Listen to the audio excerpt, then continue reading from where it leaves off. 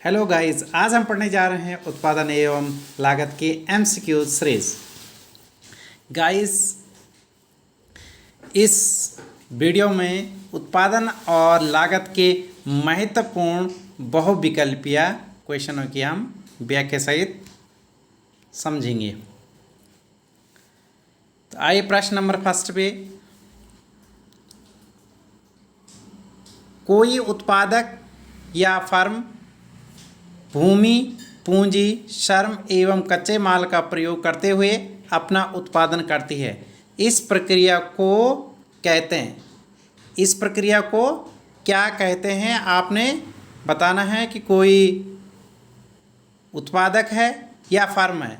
यदि वह भूमि, पूंजी, श्रम और कच्चे माल का प्रयोग करता है तो उसको क्या कहते हैं? इसमें ए वाला ऑप्शन है उत्पादन प्रक्रिया, बी वाला है निर्गत, सी वाला है उत्पादन, या इनमें से कोई नहीं है। तो इसका राइट आंसर क्या हो जाएगा? इसका राइट आंसर हो जाएगा आपका कि कौन सा वाला ऑप्शन हो गया? आंसर नंबर ए क्या हो जाएगा? उत्पादन प्रक्रिया। यानी जब कोई उत्पादक या फर्म क्या करती है, उत्पादन के विभिन्न साधन जैसे भूमि, पूंजी, श्रम इत्यादि का उपयोग करके उत्पादन करती है तो इस प्रक्रिया को क्या बोलेंगे? उत्पादन प्रक्रिया बोलेंगे, न कि निर्गत। निर्गत वो होता है जो हमें यानी रिजल्ट मिलता है, ठीक है। और उत्पादन तो वो है कि किसी चीज़ कहने, लेकिन ये क्या हो रहा है? ये पूरी प्रक्रिया की बात हो रही है, इसलिए इसका आंसर क्या होगा? ये ऑप्शन इसका सही होगा। अब आते हैं क्वेश्चन नंबर 2 पे। किसी फर्म द्वारा प्रयुक्त आगत एवं निर्गत के संबंध को क्या कहते हैं? आपको मैंने वीडियो में बताया था कि आगत और निर्गत दो चीज़ें हैं, यानी जिसे कहते हैं हम इनपुट और क्या है आउटपुट। आउटपुट इन दो चीज़ में जो संबंध पाया जाता है उसे हम क्या कहेंगे? उत्पादन फलन। तो इसमें ऑप्शन नंबर सी वाला आपका राइट आंसर हो जाएगा।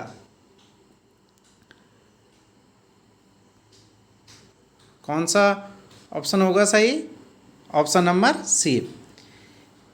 Now come to the question number 3। उत्पादन फलन का संबंध निम्न में से किससे है? ए ऑप्शन है कीमत, बी है उत्पत्ति के साधनों से, सी है उत्पादन से, और डी है इनमें से कोई नहीं है। तो उत्पादन फलन का संबंध किससे है? यानी उत्पादन के साधनों से, यानी उत्पत्ति के साधन से। तो राइट आंसर क्या हो जाएगा? ऑप्शन नंबर बी इसका क्या हो जाएगा? राइट आंसर हो जाएगा। Now question number 4। Question number 4 है कॉब डगलस फलन आधारित है। जो क्वेश्चन नंबर 4 है वो है कि कॉब डगलस जो फलन है वो आधारित है बढ़ते प्रतिफल है या घटते प्रतिफल या समान प्रतिफल या ऑल। इसमें से the right answer will be समान प्रतिफल। यानी ये क्या बताता है? ये समान प्रतिफल की बात करता है। यानी ये बात करता है E D is equal to 1। E D is equal to का 1 का मतलब है समान प्रतिफल। यानी जिस अनुपात में साधनों की मात्रा को बढ़ाते हैं उसी अनुपात में हम क्या करते हैं कि उसी अनुपात में उत्पादन भी होता है। तो इसके लिए कहेंगे कि यह जो उत्पादन फलन है यहाँ आपका समान प्रतिफल पर आधारित है। यानी इसका ऑप्शन नंबर क्या हो जाएगा? C is the correct. Now the question number 5 कि कॉब डगलस उत्पादन फलन है Q is equal to x1 to the power alpha x2 the power beta. और बाकी जो ऑप्शन है ये इसमें मैच नहीं खा रहा है, तो इसका राइट आंसर हो जाएगा ऑप्शन नंबर ए। जो कॉक डगलस उत्पादन फलाने वह है Q इज इक्वल टू, यानी जो उत्पादन है वह क्या है X, और Y जो साधन है उसका प्रतिफल है। Now question number 6। Question number 6 है आपका कुल लागत। कुल लागत का सूत्र क्या होगा? तो इसमें ऑप्शन नंबर ए है TVC अपॉन TFC, बी है TVC प्लस TFC, और सी है TFC माइनस TVC, और डी है नन, यानी इनमें से कोई नहीं। तो राइट आंसर क्या होगा? जैसा कि मैंने आपको पिछली वीडियो में पढ़ाया था कि जो कुल लागत है वह कुल परिवर्ती लागत और कुल स्थिर लागत का योग है, यानी इसका करेक्ट आंसर क्या हो जाएगा TVC, यानी टोटल वेरिएबल कॉस्ट, और टोटल FC TFC यानी टोटल फिक्स कॉस्ट, इसका राइट आंसर होगा। Now the question number 7। अल्पकाल में औसत लागत TC इंटू Q होगी, या TC अपॉन Q होगी, या TC इंटू P होगी, या नन। तो क्या होगी? अल्पकाल में जो औसत लागत है, औसत लागत का मतलब है कि प्रति लागत यानी प्रति इकाई की जो लागत होगी तो वो क्या होगी TC, यानी टोटल कॉस्ट में Q का भाग देंगे, यानी उत्पादन की इकाइयों का भाग दे देंगे, यानी option number B will be the right answer. Now the question number 8। मौद्रिक लागत का आशय है। क्वेश्चन नंबर 8 पे यदि हम जाएंगे, मौद्रिक लागत का क्या आशय? तो मौद्रिक लागत का आशय है ए वाला ऑप्शन है किसी वस्तु के उत्पादन एवं विक्रय के रूप में खर्च होने वाली मात्रा। बी ऑप्शन है TFC यानी कुल स्थिर लागत, सी है टोटल वैलेटाइल कॉस्ट, या डी है नॉन। तो इसका क्वेश्चन नंबर 8 का right answer will be the option number A. Option number A है कि जो मौद्रिक लागत का मतलब ये है कि किसी वस्तु के उत्पादन में और विक्रय में जितना खर्चा होता है, समस्त प्रकार के खर्चों को हम क्या बोलेंगे? मौद्रिक लागतें कहते हैं। Now the question number 9। Question number 9 क्या है? इनमें से यू आकार का नहीं है। कौन? इनमें से, यानी ये लागतें दे रखी है और इन लागतों में किसका आकार यू आकार का नहीं होता? ABC average variable cost, B option है AC, सी ऑप्शन है AFC वक्र, और डी ऑप्शन है MC वक्र। तो इसका राइट आंसर क्या होगा गाइस? इसका राइट आंसर हो जाएगा ऑप्शन नंबर सी AFC। ऐसा क्यों है? ये मैंने बोला था कि AFC वक्र क्या होता है? ये AFC का जो वक्र होता है वो यू में होता है। वो कैसा होता है? यू में होता है, यानी ऊपर से नीचे की ओर होता है AFC। इसे कहते हैं AFC, यानी ये नीचे से ऊपर की ओर होता है, जबकि अन्य वक्र है वो यू में जाते हैं, वो यानी नीचे से ऊपर की ओर होते हैं, यानी यू आकार के होते हैं। लेकिन AFC का वक्र क्या होता है? ऊपर से नीचे की ओर होता है। अब आते हम क्वेश्चन नंबर 10 पे। दीर्घकाल में यदि कोई फर्म अपनी समस्त लागतों को दोगुना कर देती है, कहने का मतलब है दीर्घकाल में यदि लंबे समय में क्या करती है कोई फर्म अपनी लागतों को दोगुना कर देती है परंतु उत्पादन दोगुने से कम होता है, तब नियम लागू होगा। यानी तब कौन सा नियम लागू होगा? बढ़ते प्रतिफल का, घटते प्रतिफल का, स्थिर प्रतिफल का, या नन? तो बताइए गाइस क्या होगा? यदि लागतों को कोई फर्म क्या करती है? दोगुना कर देती है, परंतु उत्पादन दोगुने से कम, यानी दोगुना नहीं हो पाता है, यानी तो बताइए तो क्या होगा? तो इसका हो जाएगा घटते प्रतिफल। तो क्या हो जाएगा? दुगुनी से कम हो रहा है, यानी जो हमारे साधन है, साधन यानी खर्चा हम क्या कर रहे हैं? दुगुना लगा रहे हैं, लेकिन उत्पादन है दुगुने से कम प्राप्त हो रहा है, यानी इसके लिए बोलेंगे हम घटते प्रतिफल। उत्पादन में वृद्धि के साथ कुल लागत एवं परिवर्तनशील लागत में अंतर रहता है। तो इसका ऑप्शन है ए है स्थिर रहता है, बढ़ता है, घटता है, नॉन। तो इसका 11वें का जो उत्तर होगा वो क्या होता है कि कुल लागत और परिवर्तनशील लागत में अंतर क्या होता है, हमेशा स्थिर रहता है। यानी जब उत्पादन में वृद्धि होता है तो यहाँ स्थिर रहता है।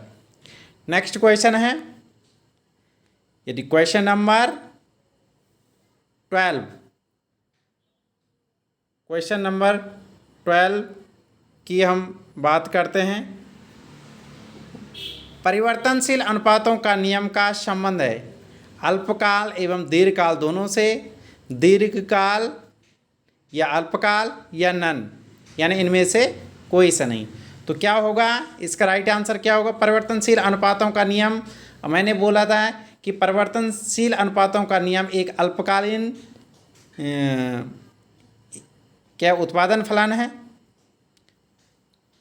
जो हमें बताता है कि अल्पकाल में क्या होता है कि सभी साधनों में परिवर्तन नहीं किया जा सकता, केवल एक ही साधन में क्या करते हैं, परिवर्तन किया जा सकता है। और इसके परिणाम स्वरूप यानी जो परिवर्तनशील साधन है यदि हम उसमें क्या करेंगे, परिवर्तन करेंगे, तो उसके कारण से जो हमें उत्पादन मिलेगा उसे कहेंगे परिवर्तनशील अनुपातों के नियम। तो ये जो क्वेश्चन है परिवर्तनशील अनुपातों का नियम, यह किससे संबंधित है?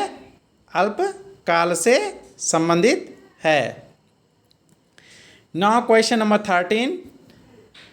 क्वेश्चन नंबर 13 है, समान प्रतिफल नियम के अनुसार परिवर्तनशील साधनों की मात्रा में वृद्धि करने के साथ साथ,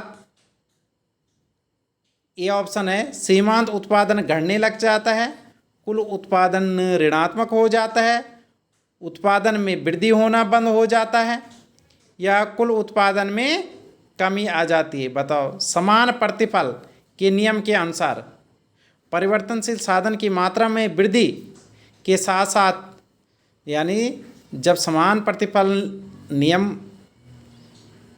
जो है, तो समान प्रतिफल नियम हमें क्या बोलता है कि जब परिवर्तनशील साधनों की मात्रा में वृद्धि करने के साथ साथ सीमांत उत्पादन घटने लग जाता है, या कुल उत्पादन ऋणात्मक हो जाता है, या कुल उत्पादन में वृद्धि होना बंद हो जाता है, या कुल उत्पादन में कमी आ जाती है। तो बताइए क्या हो जाता है? यानी ऋणात्मक तो होता नहीं है, क्या कुल उत्पादन में वृद्धि होना बंद हो जाती है, या डी वाला? बताए सी और डी में से कौन सा ऑप्शन है? तो इसका जो ऑप्शन है, मुख्य ऑप्शन क्या है? ए वाला है कि सीमांत उत्पादन घटने लग जाता है। तो इसका ऑप्शन क्या हो जाएगा? ए वाला है, सीमांत उत्पादन घटने लग जाता है। हमने ए बताया था आपको, चित्र ए है आपका टोटल प्रोडक्शन। ये क्या है आपका? टोटल प्रोडक्शन है। ये मैं फिर से बना देता हूँ आपका। ये क्या है? टीपी। ये क्या है? टीपी है, टोटल प्रोडक्शन है। और यहाँ पर क्या होता है कि एमसी क्या होने लग जाती है? घटने लग जाती है। तो ये जैसे स्थिर होता है तो ये क्या होने लग जाता है? घटने लग जाता है। और जैसे ये जो अपने उच्चतम शिखर पर हो जाता है वैसे एमसी 0 हो जाती है। तो इसका ऑप्शन क्या बैठ रहा है? राइट आंसर क्या है? ये आपका MP, marginal production. Now next question है आप हमारा क्वेश्चन नंबर कितने हो गए? समान प्रतिफल हो गया। क्वेश्चन नंबर 14 है। 14 क्वेश्चन नंबर है, ह्रासमान प्रतिफल नियम केवल उद्योगों में ही लागू होता है? बी ऑप्शन है केवल खेती में ही लागू होता है। सी ऑप्शन है उद्योगों पर बिल्कुल लागू नहीं होता है। डी ऑप्शन है एक सीमा के बाद प्रत्येक आर्थिक क्रिया पर लागू होता है। तो क्या है गाइस इसका कि सीमांत उत्पाद की जो कि ह्रासमान प्रतिफल नियम है वो क्या हो जाता है, एक समय बाद प्रत्येक आर्थिक क्रिया पर लागू होता है। ह्रासमान नियम मैं फिर आपको बता लेता हूँ कि जैसे जैसे हम क्या करते हैं, साधनों को बढ़ाते हैं दीर्घकाल में, जैसे जैसे हम उत्पत्ति के साधनों को बढ़ाते हैं या फिर अल्पकाल में भी जैसे जैसे हम क्या करते हैं, उत्पत्ति के साधनों को बढ़ाते हैं, तो ज्यों ज्यों हम उत्पत्ति के साधनों को बढ़ाएंगे तो एक समय बाद क्या होता है कि हमें सीमांत उपयोगिता घटती हुई मिलेगी। क्यों? क्योंकि उन साधनों के अनुपात में क्या हो जाता है, उनका अनुपात बिगड़ने लग जाता है। तो ये प्रत्येक क्षेत्र में ऐसा पाया जाता है, जितनी भी आर्थिक गतिविधियां होती हैं, आर्थिक क्रियाएं होती हैं, उन पे ऐसा माना गया है, ऐसा पाया जाता है। Now the last question, very very important question.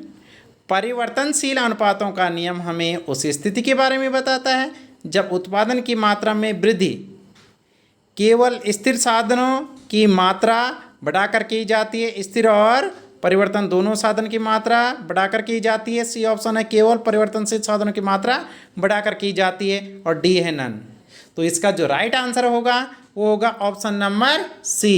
Option number C है कि केवल परिवर्तनशील साधनों की मात्रा बढ़ाकर की जाती है। मैंने आपको पहले बोला था कि क्या है, परिवर्तनशील साधनों की मात्रा को बढ़ाकर के क्या किया जाता है, उत्पादन किया जाता है, और जो स्थिर साधन होते हैं उनको स्थिर ही रखा जाता है, उसमें किसी भी प्रकार का परिवर्तन नहीं किया जाता अल्पकाल में, क्योंकि अल्पकाल में कम समय होता है, हम जो स्थिर साधनों की मात्रा को में मतलब परिवर्तन नहीं किया जा सकता है।